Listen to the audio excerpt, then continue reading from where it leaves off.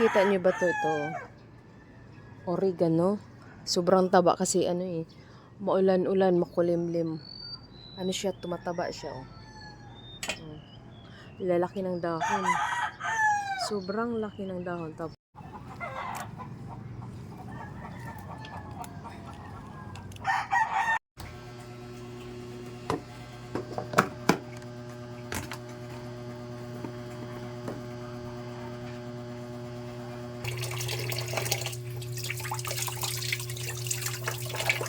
Pakuluan lang natin siya para maano yung katas.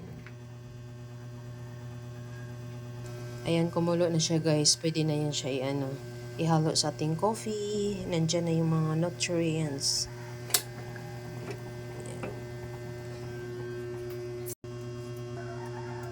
Ako talaga mahilig talaga ko sa mga herbal kaysa mga ano na yan, gamot-gamot. Mas the best talaga ang herbal.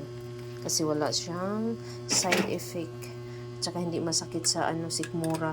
Kasi minsan pag nainom ako ng gamot, naku, nasakit yung sikmura ko lalo. Mas maganda yung herbal kasi wala talagang ma-feel na side effect. At saka natural. Natural lang talaga siya.